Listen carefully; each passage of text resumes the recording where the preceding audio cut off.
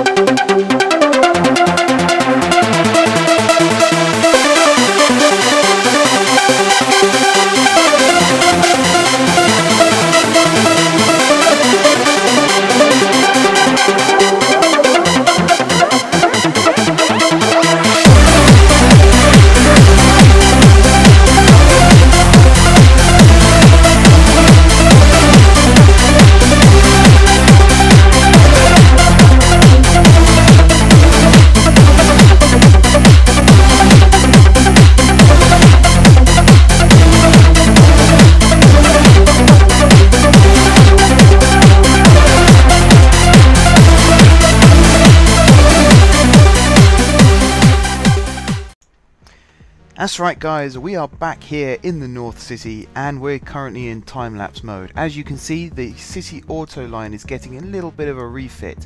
It's something that I've been wanting to do basically since I built it, but not really got around to doing it.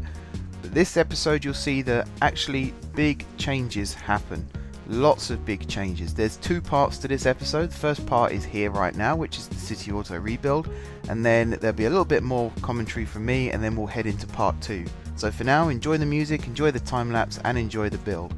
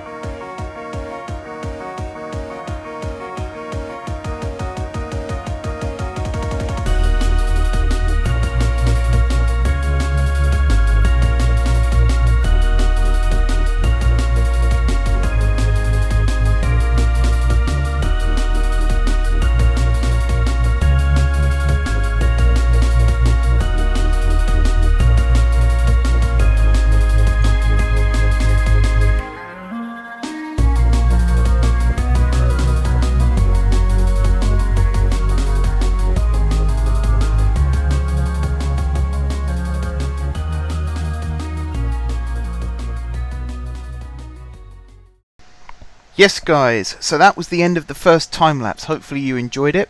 I'd like to think I have a good taste in music for time-lapses, but that's not really for me to judge.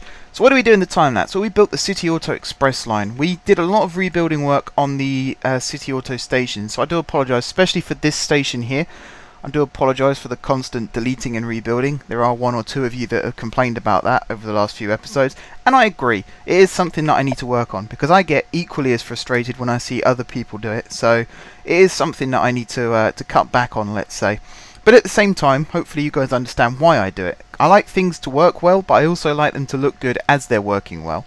So it's that real fine line between practicality and aesthetics that I aspire to try and tick both those boxes if possible. So even though this station is a little bit on the ugly side, it is mostly hidden underground, so overall you don't really get to see it that much, so I think it's okay. The one bit that particularly I didn't like at first, but I do like now, is this way it snakes off to the left there. I think at the start that looked really ugly, whereas now I'm kind of used to it. These little entrance and exit roads are also quite ugly, but overall the project could have been a lot worse, let's put it that way. Right, what have I done since I did that little time lapse? I've done a couple of things. The first thing I did was rebuild this junction here. This is a very busy area. There's currently 5 lines stop at this one stop here, and actually there's going to be more lines added to that as time goes by. As you can see, I've already prepped another departure road for the tram. In order to stop there being queues, I've actually taken away the avenue. The avenue now splits into 2 lots of one-way 3-lane streets. The first one goes under here, just about avoids the City Auto return road, pops out here, and then goes back into a normal road. Normal avenue, I should say. The second one is here, does pretty much the same thing, dives under, comes back up, and rejoins over here. Traffic flow seems to have been improved by that, and because by the time the trams get here they've split half and half anyway, there's only ever 2 trams at most waiting at these traffic lights here and here. So that should alleviate the traffic problem. The next step, of course, is to add more tram and bus lines and trolley lines and things, but that comes later. That's not a big worry for now. The only other real thing I've done is rebuilt this junction here. So now it's actually the City Auto clockwise and anti-clockwise that's the grade separated junction, and the express is the main track here. The reason I did that is so I could use 4 track here, and basically it splits up these platforms that little bit more. I've also done some tweaking to the timetable, so the large vehicles run on express and the small vehicles run on clockwise anti-clockwise. I think that the larger vehicles, you can see here for example, are not very full at the moment, but once you start getting into sort of bigger parts of the city, especially when you're passing underneath where is it? Over here, because I'm going to be rebuilding this over the next week as well. When you're passing through this area, you want the bigger vehicles to be carrying the most passengers. So we've got these 2 clockwise and anti-clockwise lines, which, you know, you almost imagine it splits the passenger flow 50-50. Whereas with the line here, it's one single line that carries in both directions. So whichever train goes this way then has to go this way. So I felt like it was better to increase the capacity. So the bigger vehicles run on the longer line. That could change, it might need to change in the future, but for now it seems to be a working system, so I'd like to stick with it. Apart from that, I think everything else is as it was, and so far, touch wood, he says, tapping his desk, so far is running smoothly. We had a few little vehicle build-ups around the entrance to Gloucester Gardens, not so much in the actual stops themselves, but I fixed that problem. It was to do with the fact that the timetable was requiring small-sized vehicles at night. So what that meant was, if a vehicle like the Railcad S200, which I'm trying to see if there are any out on track at the moment, I can't oh, there you go, there's one there. If that had returned to depot, having just done a normal daytime run, but as it arrived back at the depot it clicked over to nighttime, that vehicle, regardless of its condition, would be immediately sent out again, because it's a night vehicle. And there wasn't really a way of stopping these from being distributed during the day, whilst also getting the variety of the Louis Quatards and the Railcad Velocios, because technically they're all small to medium vehicles. So I could have maybe ticked it over to medium, but then some of these vehicles might have been pumped out again when they shouldn't have been. So I've just done it any sized vehicle throughout the day. So you could end up with a Louis Quatard running at night and a Railcad S200 running during the day. It works, basically. It might not be that cost effective, but if you actually look how much money we're making right now, that's really not much of an issue. So overall, we're doing okay. Traffic problem is still a little bit evident here. Everywhere else though, maybe a little bit on the highway it misbehaves slightly, but everywhere else, we're doing okay. We're managing, that's the main thing. And it's something that people said they wanted to see in the video, was how I managed with the traffic, and so far so good. Little roads like this have proved to be a problem, and in fact there is another little bit of rebuilding I did over here, where this line here used to go across the avenue, whereas now the avenue bridges the gap, and cars that want to switch between the roads use this little section here. It didn't require removing one bus stop, but considering the bus line stops there anyway, and the other bus stop was about there, I think it was, overall not that big a loss, because the next one's just there. So the Azure line can cope, and it means the trams, although these stops are quite close together, they're running smooth. And that's Route 6, which is one that we definitely need to run smooth, because that's the biggest earning tram line, I believe. Or it was. It might not be anymore, but it definitely was. Anyway, I promised you on Wednesday that we would build a city auto line and a metro line. And I would like to stick with that promise, but considering it cost me 200,000 to build the city auto line, I'm starting to wonder if we can actually afford a metro line. In an ideal world, I'd like to build a metro line in this episode, and I will try. I can't promise anything, but I will try. Because basically I want a metro station to run underneath this road here. It'll be quite a long way underground by the looks of it, but I'd rather have the shelters on this road, because I think the actual road here itself can cope with the passenger can't speak now, the passenger demand. If that doesn't work, then I would rather have the station maybe on this bit here. Basically, I don't want the shelters to be on one of these side roads where the tram stops are. I'd like to avoid that at all costs, for the pure reason that I don't want hordes and hordes of people on one of these side streets, and also I don't want one of these stops to be affected by the fact that there's a metro station there now. Plus, it's not very central. I mean, these stops down here, I don't even think you can. These stops serve this shelter here. I don't think they do. I might be wrong. In fact, the best way of doing that is to check. No, they don't. That's that one there. I think it's this line here that I can see. So yeah, they don't reach. So there might need to be some rebuilding work here in the future, but for now at least it's fine. But I'm looking at it, the more I look at it, the more I think the metro shelters should be around this area, which actually then means I could build a north to south station as well. But we'll cross that bridge when we come to it, because right now we're going to go back into time-lapse mode, and I am going to try and build the metro. So I'm going to say it now, guys, even though there's going to be a time-lapse ahead. Thank you very much for watching. If you haven't subscribed to my channel, be sure to click the subscribe button. If you have already subscribed to my channel, thank you guys for your continued support. Don't forget to leave the video a like if you enjoyed watching it. Until next time, I will see you soon, and enjoy the time-lapse.